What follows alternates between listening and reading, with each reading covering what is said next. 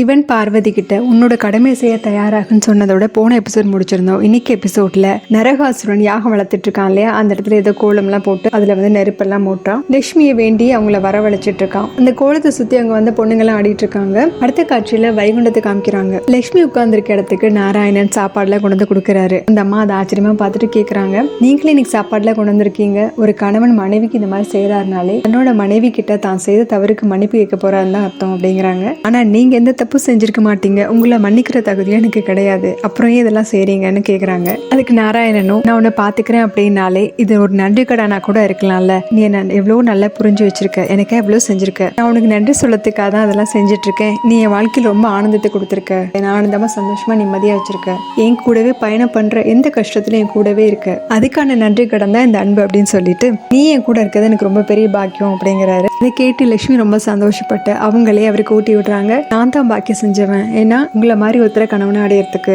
அப்படிங்கிறாங்க. அவர் மேல சாஞ்சிட்டு, இந்த மாதிரி ஒரு ஆனந்தமான தருணம் என் வாழ்க்கையில எப்படி வந்துச்சுன்னு தெரியல, ஆனா என்னோட வேண்டுதல் நாம எப்பவும் இதே மாதிரி இருக்கணும் அப்படிங்கறது தான் அப்படிங்க. அவரும் என்னோட வேண்டுதலும் அதே தான், நமக்குள்ள பிரிவு எப்பவுமே வரக்கூடாது அப்படிங்கிறாரு. அங்க நடக்கிறது எல்லாத்தையும் கவனிச்சுட்டு அவர் இந்த மாதிரி சொல்லிட்டு இருக்க அதே நேரம் அங்க நரகாசுரனும் அந்த கோலத்துக்கு நடுவுல லட்சுமியோட சிலைய அவனோட தந்திர சக்தினால வரவழைக்கிறான். அந்த சிலையை கயிறால கட்டிக்கிட்டே சொல்றான், இனிமே நீ என்னோட அன்பான அடிமை, நீ எனக்கே உரியவ, நீ என்னை தேடி வரணும், நிரந்தரமா என் கூட வசிக்கணும், அப்புறம் என்னவள் ஆகிடணும் அப்படின்னு அவன் சொல்லிட்டு இருக்கும் போதே அங்க லட்சுமி இதை உணர்றாங்க. அதிர்ச்சியோட எந்திரிக்கிறவங்க, எனக்கு என்ன ஆச்சு, யாரான கூப்பிடுற மாதிரி இருக்கு, என்னால கட்டுப்படுத்த முடியலையேன்றாங்க. இதை நாராயணன் வருத்தத்தோட பாத்துக்கிட்டு இருக்க லட்சுமிக்கு நரகாசுரன் சிவன் கிட்ட வரும் கேட்டான் இல்லையா, பெண்கள் எப்போ என்னோட கட்டுப்பாட்டுல இருக்கணும்னு சொன்னது, அது அவங்க காதுல விழுகுது. அவங்க நாராயணனை பார்த்து கேக்குறாங்க, என்ன நடக்குது, நான் இங்க இருந்து போக கூடாது, போக விடாம தடுத்து நிறுத்துங்க அப்படிங்க. நாராயணன், இல்ல மகாதேவரோட வரத்துக்கு நம்ம கட்டுப்பட்டு தான் ஆகணும், நீ இப்ப போய்தான் ஆகணும், நரகாசுரன் உயிரோட இருக்க வரைக்கும் அங்கதான் இருக்கணும் அப்படிங்கிறாரு. இதை கேட்டு அதிர்ச்சியான லட்சுமி சொல்றாங்க, அப்படின்னா அவனை யாரு கொல்லுவாங்க, அவன் வாங்கியிருக்க வரதுனால அவனை யாராலையும் கொல்ல முடியாது, மகா காளியாலையும் முடியாது, மகாதேவராலையும் முடியாதுன்னு சொல்லிட்டு இருக்கும் போதே நரகாசுரன் அங்க சிலையை கையில கட்டிட்டு இருக்கான் இல்லையா, அதனால அந்த கயிறு இங்க ஒரு மாய கயிறை அவங்களுக்கு கட்ட ஆரம்பிக்குது. இப்போ அந்த இடத்துக்கு சிவனும் பார்வதியும் வர்றாங்க.